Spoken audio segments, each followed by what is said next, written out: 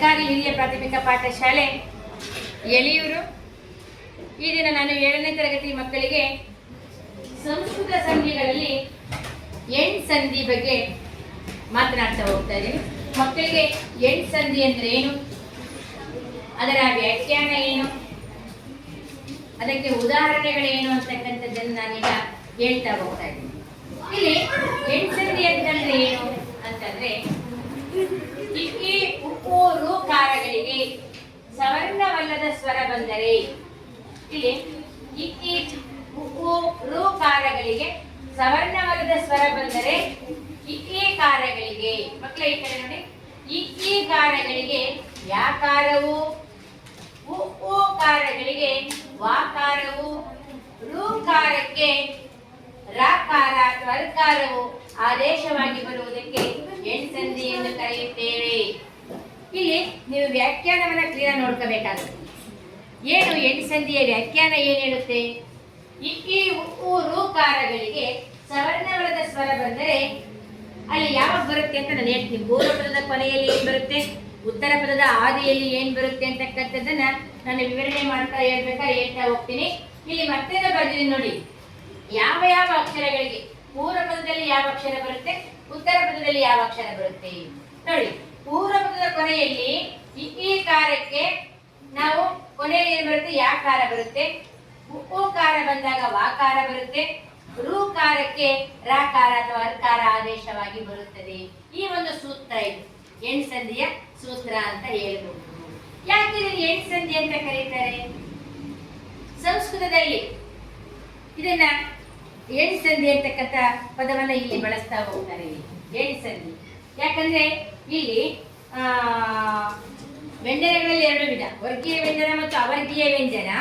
ಇಲ್ಲಿ ಅವರ್ಗೀಯ ವ್ಯಂಜನ ಯಾ, ವಾ, ರ ಅಂತಕ್ಕಂಥ ಅಕ್ಷರಗಳು ಬರ್ತಾ ಹೋಗ್ತವೆ ನೋಡಿ. ಬಗ್ಗೆ ಯಾ ಅವರ್ಗೀಯ ವ್ಯಂಜನ, ವಾ ಅವರ್ಗೀಯ ವ್ಯಂಜನ, ರ ಅವರ್ಗೀಯ ವ್ಯಂಜನ. ಇಲ್ಲಿ ಅವರ್ಗೀಯ ವ್ಯಂಜನ ಹೆಣ್ ಅಂತಕ್ಕಂಥ ಪದವನ್ನ ಸಂಸ್ಕೃತದಲ್ಲಿ ಬಳಸ್ತಾರೆ ಪದವನ್ನ. ಆದ್ದರಿಂದ ಇದು ಎಂಟ್ ಸಂಧಿ ಅಂತ ಹೇಳ್ಬೋದು. ಇಲ್ಲಿ ಉಪ್ಪು ಬಂದಾಗ ಯಾಕಾರವು, ಇಲ್ಲಿ ಯಾವ್ಯಾವಾಗ ಬರುತ್ತೆ ಅಂತ ನಾನು ಹೇಳ್ತಾ ಹೋಗ್ತೇನೆ. ಇಲ್ಲಿ ಉದಾಹರಣೆಯನ್ನು ನೋಡ್ತಾ ಹೋದಾಗ ಅತಿ ನೋಡಿ, ಅತಿ ಇಲ್ಲಿ ನೋಡಿ, ಅತಿ ಪೂರ್ವ ಪದದ ಕೊನೆಯಲ್ಲಿ ಈ ಬಂತು. ಇಲ್ಲಿ ಅತಿ ಈ ಬಂತು. ಪೂರ್ವ ಪದದ ಕೊನೆಯಲ್ಲಿ ಈ ಕಾರ ಬಂದಾಗ ಅಲ್ಲಿ ಯಾಕಾರ ಬರುತ್ತೆ, ಯಾಕಾರದ ಒತ್ತಕ್ಷರ ಬರುತ್ತೆ ಮಕ್ಕಳೇ. ಇಲ್ಲಿ ನೋಡಿ, ಈ ಬಂದಾಗ ಇಲ್ಲಿ ಸೂತ್ರ ಬರ್ತಿದ್ದೀನಿ.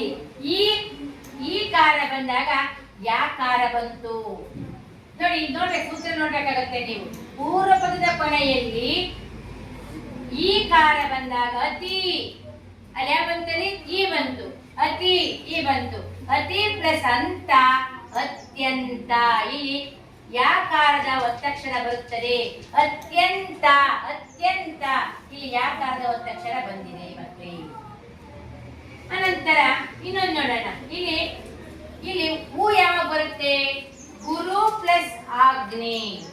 ಇಲ್ಲಿ ಗುರು ಅಂತಕ್ಕಂಥದ್ದು ಪೂರ್ವ ಪದದ ಕೊನೆಯಲ್ಲಿ ಹೂ ಬಂದಿದೆ. ಗುರು, ಗುರು ಬಂದಾಗ ಹೂ ಬಂದಿದೆ. ಆ ಹೂ ಅಕ್ಷರ ಬಂದಾಗ ನೋಡಿ, ಸೂತ್ರ ಏನ್ ಹೇಳುತ್ತೆ? ಉಕಾರಕ್ಕೆ ವಾಕಾರ ಬರುತ್ತೆ ನೋಡಿ. ಇಲ್ಲಿ ಉಕಾರ ಬಂದಾಗ ಎಲ್ಲಿ ಪೂರ್ವ ಪದದ ಕೊನೆಯಲ್ಲಿ ಊಕಾರ ಬಂದಾಗ ವಾಕಾರ ಆದೇಶವಾಗಿ ಬರುತ್ತೆ ನೋಡಿ. ಇಲ್ಲಿ ಸೂತ್ರ ಏನ್ ಹೇಳುತ್ತೆ? ಉಕಾರಕ್ಕೆ ವಾಕಾರ ಬರುತ್ತೆ. ಗುರು ಪ್ಲಸ್ ಆಜ್ಞೆ, ಗುರುವಾಗ್ನೆ. ಇಲ್ಲಿ ವಾಕಾರದ ಒತ್ತಕ್ಷರ ಬಂದಿದೆ. ಗುರುವಾಗ್ನೆ, ಗುರುವಾಗ್ನೆ ವಾ ಇಲ್ಲಿ ಆದೇಶವಾಗಿ ಬಂದಿದೆ. ಗುರು ಇಲ್ಲಿ ಹೂ ಇದೆ, ಪೂರ್ವ ಪದದ ಕೊನೆಯಲ್ಲಿ ಹೂ ಇದೆ. ಆದ್ದರಿಂದ ಅಲ್ಲಿ ಸಂಧಿ ಕಾರ್ಯ ಮಾಡಿದ ಮೇಲೆ ವಾ ಅಕ್ಷರ ಆದೇಶವಾಗಿ ಬರುತ್ತೆ. ಗುರು ಪ್ಲಸ್ ಆಜ್ಞೆ, ಗುರುವಾಗ್ನೆ. ಸೂತ್ರ ಏನ್ ಹೇಳುತ್ತೆ? ಈ ರು ಅಕ್ಷರಗಳು, ಈ ಅಕ್ಷರಗಳು ಎಲ್ಲಿ ಬರ್ತವೆ ಅಂತಂದ್ರೆ ಪೂರ್ವ ಪದದ ಕೊನೆಯಲ್ಲಿ ಬರ್ತವೆ. ಅದು ನಿಮ್ಗೆ ಗೊತ್ತಿರ್ಬೇಕಾಗತ್ತೆ ಆ ಸೂತ್ರ. ಪೂರ್ವ ಪದದ ಕೊನೆಯಲ್ಲಿ ಋಕಾರ ಬಂದಾಗ ಬಂದಾಗ ಯಾಕಾರವು, ಉಪ್ಪು ಬಂದಾಗ ವಾಕಾರವು, ರೂಕಾರ ಬಂದಾಗ ರಾಕಾರ ಅಥವಾ ಅರ್ಕಾರ ಅಂತಕ್ಕಂಥದ್ದನ್ನ ಮುಂದೆ ಹೇಳ್ತಾ ಹೋಗ್ತೀನಿ. ಇಲ್ಲಿ ಪ್ರತಿ ಪ್ಲಸ್ ಉಪಕಾರ, ಇನ್ನೊಂದಿದೆ ಇಲ್ಲಿ ಗತಿ ಪ್ಲಸ್ ಅಂತರ. ಗತಿ ಪೂರ್ವ ಪದದ ಕೊನೆಯಲ್ಲಿ ಈ ಅಂತಕ್ಕಂಥ ಅಕ್ಷರ ಬಂದಿದೆ. ಗತಿ ಪ್ಲಸ್ ಅಂತರ ಗತ್ಯಂತರ. ಯಾವ ಅಕ್ಷರ ಬಂತು ನೋಡಿ, ಯಾವ ಒತ್ತಕ್ಷರ ಬಂದಿದೆ, ಯಾಕೆ ಬದಲಾಗಿ ಯಾವ ಒತ್ತಕ್ಷರ ಬರುತ್ತದೆ ಅರ್ಥ ಆಯ್ತಲ್ಲ. ಅನಂತರ ಪ್ರತಿ ಪ್ಲಸ್ ಉಪಕಾರ, ಪ್ರತಿ ಇಲ್ಲಿ ಸಹ ಈ ಬರುತ್ತೆ. ಇಲ್ಲಿ ಸಂಧಿ ಕಾರ್ಯ ಮಾಡುವಾಗ ಎರಡು ಪದಗಳು ಉಂಟಾಗ್ತವೆ, ಒಂದು ಪೂರ್ವ ಪದ, ಇನ್ನೊಂದು ಉತ್ತರ ಪದ. ನಾವು ಯಾವುದನ್ನು ನೋಡ್ತೀವಿ? ಪೂರ್ವ ಪದದ ಕೊನೆಯ ಅಕ್ಷರವನ್ನು ನೋಡ್ತೀವಿ, ಉತ್ತರ ಪದದ ಮೊದಲ ಅಕ್ಷರವನ್ನು ನೋಡ್ತೀವಿ. ಯಾವುದೇ ಒಂದು ಸಂಧಿ ಕಾರ್ಯ ಮಾಡ್ಬೇಕಾದ್ರೆ, ಸಂಧಿ ಕಾರ್ಯ ಅಂದ್ರೆ ಯಾವುದೇ ಒಂದು ಪದವನ್ನು ಬಿಡಿಸ್ತಕ್ಕಂಥದ್ದು. ಎರಡು ಪದ ಉಂಟಾಗ್ತವೆ, ಅಲ್ಲಿ ಯಾವ ಸ್ವರ ಬರುತ್ತೆ, ಯಾವ ವ್ಯಂಜನ ಬರುತ್ತೆ ಅಂತಕ್ಕಂಥದ್ದನ್ನ ನೋಡ್ಕೋಬೇಕಾಗುತ್ತೆ. ಇಲ್ಲಿ ಇನ್ನೊಂದು ಮಧು ಪ್ಲಸ್ ಅನ್ವೇಷಣೆ. ಮಧು ಯಾವ ಅಕ್ಷರ ಬಂತು ಇಲ್ಲಿ? ಪೂರ್ವ ಪದದ ಕೊನೆಯಲ್ಲಿ ಹೂ ಅಂತಕ್ಕಂಥ ಅಕ್ಷರ ಸ್ವರಾಕ್ಷರ ಬರುತ್ತೆ. ಮಧು ಪ್ಲಸ್ ಅನ್ವೇಷಣೆ ಮಧ್ವನ್ವೇಷಣೆ. ಇಲ್ಲಿ ವಾ ಅಂತಕ್ಕಂಥ ಒತ್ತಕ್ಷರ ಬಂದಿದೆ ಮಕ್ಕಳೇ. ಮಧು ಪ್ಲಸ್ ಅನ್ವೇಷಣೆ ಮಧ್ವನ್ವೇಷಣೆ. ಇಲ್ಲಿ ಹೂ ಅಕ್ಷರ, ಹೂ ಸ್ವರಕ್ಕೆ ವಾ ಒತ್ತಕ್ಷರ ಬಂದಿದೆ. ಅರ್ಥ ಆಗುತ್ತಲ್ಲ. ಅದೇ ರೀತಿ ರು ಅಕ್ಷರ, ಈಗ ರು ಅಂತಕ್ಕಂಥ ಸ್ವರಕ್ಕೆ ಬರೋಣ. ಈ ರು ಅಂತಕ್ಕಂಥ ಸ್ವರ ಪೂರ್ವ ಪದದ ಕೊನೆಯಲ್ಲಿ ಬರುತ್ತದೆ. ಪಿತೃ ಪ್ಲಸ್ ಅರ್ಜಿತ ಪಿತ್ರಾರ್ಜಿತ. ಅಲ್ಲಿ ಅರ್ ಅಂತಕ್ಕಂಥ ರಾ ಅಂತಕ್ಕಂಥ ಪಿತ್ರಾರ್ ನೋಡಿ. ಪಿತೃ ಇಲ್ಲಿ ರು ಅಂತಕ್ಕಂಥ ಸ್ವರ ಬರುತ್ತೆ. ಪೂರ್ವ ಪದದ ಕೊನೆಯಲ್ಲಿ ಪಿತೃ ಪಿತೃ ರು ಬರುತ್ತೆ ನೋಡ್ರಿ. ಇಲ್ಲಿ ಆ ರು ಬಂದಾಗ ಪಿತೃ ಪ್ಲಸ್ ಅರ್ಜಿತ ಪಿತ್ರಾರ್ಜಿತ. ಅಲ್ಲಿ ಅರ್ಕಾರ ಅಥವಾ ರಾಕಾರ, ಅರ್ಕಾರ ಪಿತ್ರಾರ್ ಅರ್ ಅಂತಕ್ಕಂಥ ರಾಕಾರ ಅಲ್ಲಿ ಬರುತ್ತೆ. ಪಿತ್ರಾರ್ಜಿತ ಮಕ್ಕಳೇ. ಅದೇ ರೀತಿ ಮನೋ, ಇಲ್ಲಿ ಹೂ ಬಂತು. ಪೂರ್ವ ಪದದ ಕೊನೆಯಲ್ಲಿ ಹೂ ಬಂದಾಗ ಪ್ರತಿ ಮನೋ ಪ್ಲಸ್ ಆದಿ, ಮನೋ ಪ್ಲಸ್ ಆದಿ ಮನ್ವಾದಿ. ಇಲ್ಲಿ ವಾ ಒತ್ತಕ್ಷರ ಬಂತು. ಸೂತ್ರ ಏನ್ ಹೇಳುತ್ತೆ? ಈ ಕಡೆ ಗಮನ ಕೊಡ್ಬೇಕು. ಸೂತ್ರ ಏನ್ ಹೇಳುತ್ತೆ? ಇಕಾರ ಬಂದಾಗ ಯಾಕಾರ, ಉಕಾರ ಬಂದಾಗ ವಾಕಾರ, ಋಕಾರ ಬಂದಾಗ ಅರ್ಕಾರ ಆದೇಶವಾಗಿ ಬರುತ್ತೆ. ಇದನ್ನ ಎಣ್ ಸಂಧಿ ಎಂದು ಕರೆಯುತ್ತೇವೆ. ಯಾವ ಒತ್ತಕ್ಷರ ಬರುತ್ತೆ? ವಾ ಒತ್ತಕ್ಷರ ಬರುತ್ತೆ ಮತ್ತು ಗುರು ಅರ್ಕಾರ ಬರುತ್ತೆ ಮಕ್ಕಳೇ. ಇದು ಮೂರು ಬಂದಾಗ, ನಿಯಮದ ಪ್ರಕಾರ ಮೂರು ಬಂದಾಗ ಅದು ಎಣ್ ಸಂಧಿ ಆಗುತ್ತದೆ.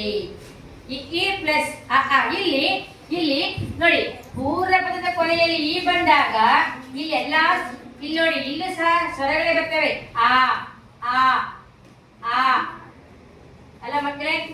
ನೋಡಿ, ಈ ಕಾರಕ್ಕೆ ಆಕಾರ ಬಂದಾಗ ಯಾಕಾರವು ಇನ್ನೊಂದು ಸೂತ್ರ ನೆನಪಿಟ್ಕೋಬೇಕಾಗುತ್ತೆ ನೀವು. ಈ ಕಾರಕ್ಕೆ ಅಂದ್ರೆ ಪೂರ್ವ ಪದದ ಕೊನೆಯಲ್ಲಿ ಈಕಾರ, ಉತ್ತರ ಪದದ ಆದಿಯಲ್ಲಿ ಆಕಾರ.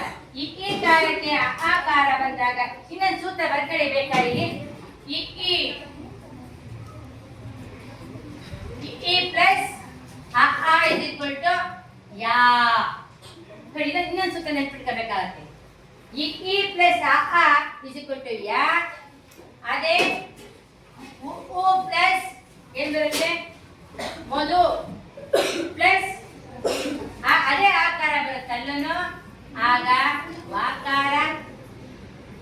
ಅದೇ ರು ಪ್ಲಸ್ ಅಲ್ಲಿ ಏನ್ ಬರುತ್ತೆ? ಪಿತೃ ಪ್ಲಸ್ ಅರ್ಜಿತ, ಅಲ್ಲೂ ಆ ಬರುತ್ತೆ, ಆಗ ಅರ್ಕಾರ. ನೋಡಿ, ಮ್ಯಾಥಮೆಟಿಕ್ಸ್ ಇದ್ದಂಗೆ ಅಂತಾರ, ಮ್ಯಾಥಮೆಟಿಕ್ಸ್ ಸೂತ್ರ ಇದ್ದಂಗೆ ಯಾವ್ಯಾವ ಅಕ್ಷರ ಬಂದಾಗ ಯಾವ ಅಕ್ಷರ ಬರುತ್ತೆ.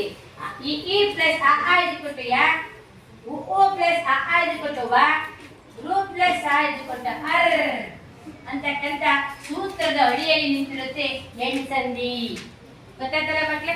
ಎಣ್ ಸಂಧಿ ಎಂದರೇನು, ಅದಕ್ಕೆ ಉದಾಹರಣೆಗಳೇನು, ಪೂರ್ವ ಪದದಲ್ಲಿ ಯಾವ್ದು ಬರುತ್ತೆ, ಉತ್ತರ ಪದ ಆದಿ. ನಾವು ಎರಡು ನೋಡ್ಬೇಕು, ಪೂರ್ವ ಪದದ ಕೊನೆ, ಉತ್ತರ ಪದದ ಆದಿ ಅಂದ್ರೆ ಮೊದಲು. ಇಲ್ಲಿ ಎಣ್ ಸಂಧಿಗೆ ಉದಾಹರಣೆ ಅತಿ ಪ್ಲಸ್ ಅಂತ ಅತ್ಯಂತ, ಗುರು ಪ್ಲಸ್ ಆಜ್ಞೆ ಗುರುವಾಜ್ಞೆ, ಗತಿ ಪ್ಲಸ್ ಅಂತರ ಗತ್ಯಂತರ, ಪ್ರತಿ ಪ್ಲಸ್ ಉಪಕಾರ ಪ್ರತ್ಯುಪಕಾರ. ಇದು ಮಧು ಪ್ಲಸ್ ಅನ್ವೇಷಣೆ ಮಧ್ವನ್ವೇಷಣೆ. ಪಿತೃ ಪ್ಲಸ್ ಅರ್ಜಿತ ಪಿತ್ರಾರ್ಜಿತ. ಪ್ರತಿ ಪ್ಲಸ್ ಉತ್ತರ ಪ್ರತ್ಯುತ್ತರ. ಮನೋ ಪ್ಲಸ್ ಆದಿ ಮನ್ವಾದಿ. ಪಿತೃ ಪ್ಲಸ್ ಅರ್ಥ ಪಿತ್ರರ್ಥ ಪಿತ್ರರ್ಥ. ಈ ಮೂರು ಉದಾಹರಣೆಗಳನ್ನು ನಾನು ಇವತ್ತು ಹೆಣ್ಸಂದಿಗೆ ಅಂತ ಹೇಳ್ತಾ ನೆಕ್ಸ್ಟ್